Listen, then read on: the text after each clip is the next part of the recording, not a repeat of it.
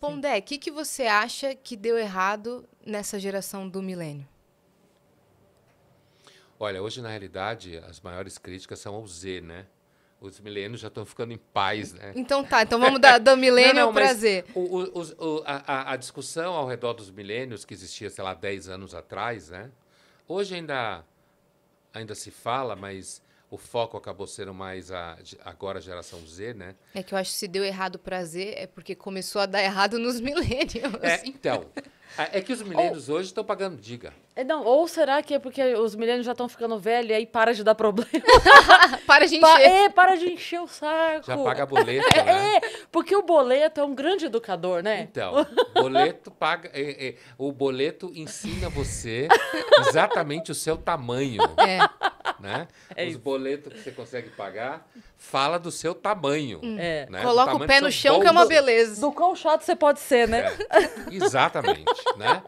Então, você sabe que uma vez eu estava falando numa empresa de produtos de luxo e tal, para o RH, e numa palestra, e eles tinham, na época, a questão era os milênios, porque isso tem 10 anos, sei lá. E aí o diretor de RH me perguntou, se chama gestão de pessoas, alguma coisa assim. Isso. Que é um nome bonitinho para a mesma coisa. Verdade, né? eu tive essa matéria na faculdade. Gestão de pessoas, Tive. esse é um nome bonitinho para a mesma coisa, né? Mas assim...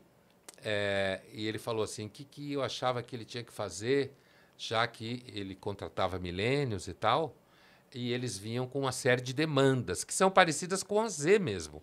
Eles não têm... O Z parece um pouco os milênios, quando tinham a idade do Z, piorados, de certa forma, porque estão mais mimados, né? Estão mais medicados, né? Você tem famílias mais atomizadas, as pessoas têm cada vez menos filho. Então, a chance de um Z ser filho único é maior ainda do que a de milênio.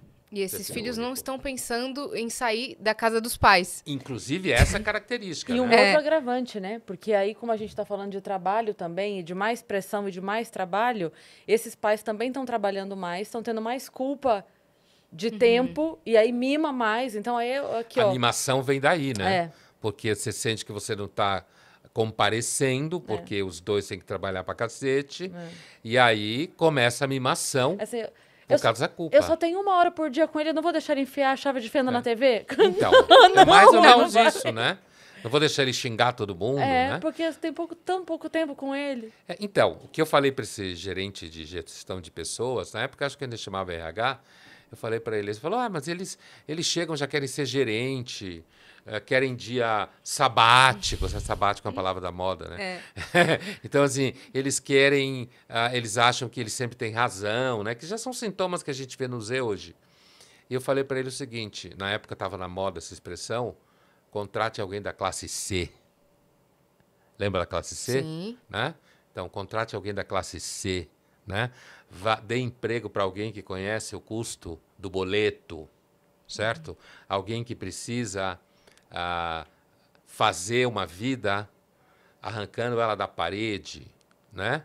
Do trabalho, do esforço. Se pegar alguém B, A, então, né? É claro que isso é uma generalização, mas tem diferenças, mas assim, a chance de você pegar um mimado, se for A, então, é maior ainda, né? E os Zs, hoje quando você pergunta o que deu errado, né? Veja, não tem jeito, tem que voltar ao Nelson Rodrigues. É assim. É batata. É batata. É assim, ó. Na realidade, o primeiro romance que eu conheço, talvez tenham outros, mas o primeiro romance que eu conheço, e muita gente conhece, que trata de conflito de gerações, apesar de que não usa essa expressão, que essa expressão é da contracultura para cá, dos anos 60 do século XX, é um romance publicado em 1862.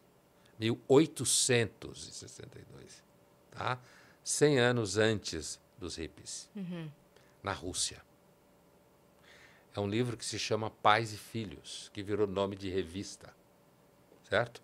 Esse livro foca o conflito entre uma geração de pais e de filhos, portanto, em que os pais são apresentados como conservadores, ignorantes, que não conhecem ciência, e os filhos, inclusive o personagem do filme, tá, do livro, não sei se tem filme sobre esse livro, são 2 jovens médicos, portanto, representante de ciência, né? E essa geração jovem que não respeitava nada, 1862, hein? Tá? Que não respeitava nada, que não respeitava os mais velhos, apesar que os dois personagens respeitam muito bem, eles só falam disso, mas eles não atuam a falta de respeito na relação com os pais ou com os mais velhos. Mas está posto lá, por isso que esse livro é profético, e onde que aparece, portanto, o choque entre as gerações, que a partir dos anos 60 do século XX piora, né? Aparece, antes de tudo, diante da ideia de que o mais velho não sabe nada. É ignorante. Hoje, a gente diria, não sabe mexer em digital, né? Então, essa ideia das diferenças de geração, entre as gerações, ela está associada ao processo de transformação moderno e da inserção da tecnologia no cotidiano, e da ciência, e da informação. Então, o Bazarov e o Arkady, que são os dois jovens médicos do romance, eles suspeitam que seus pais, eles não conhecem, um deles é inclusive médico, um dos pais, é um médico ignorante, supersticioso, que não conhece ciência da época, né?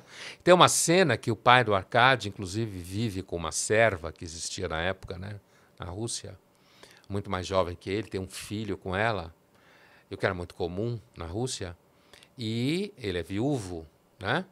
E ele tem vergonha, e o filho dele fala mais ou menos assim para ele: pai, mas que bobagem, todo mundo sabe que você vive com ela. E afinal de contas, qual era o problema de você viver com ela? Você é viúvo, né? Então não é que você está traindo ninguém. E se vocês se gostam, traz ela para casa, né? Você vê que isso é 1862, nossa, tá? Então, de lá para cá, o enriquecimento crescente, a produção de informação, ela acabou, por um lado, produzindo cada vez mais uma certa consciência, que muitas vezes é falsa, de que toda geração sabe mais do que a anterior. Isso gera o que a gente vive hoje, né? A gente vive, inclusive, no sentido de que os mais velhos perdem o emprego, são demitidos, porque não sabem mexer no digital, inclusive. E também o enriquecimento gerou uma situação em que os jovens, como o Nelson já falava, nos anos 60 e 70, os mais velhos ficam querendo copiar os jovens. Então, o caso que o Nelson repete muitas vezes é a Granfina, carioca, certo?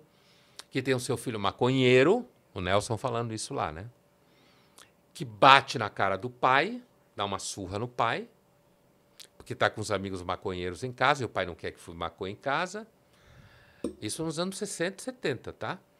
E aí a mãe fica do lado do filho, porque acha o filho descoladíssimo, e na realidade quer aprender a fumar maconha com o filho.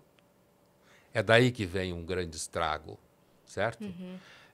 Os mais velhos, inclusive os pais, cada vez mais, achando que seus filhos têm uma outra cabeça, que são mais avançados, mais aperfeiçoados, e que, portanto, a diferença dos pais lá de 1862, eles querem ser iguais, querem copiar o modo de vida, querem ter a mesma cabeça. O resultado é o quê?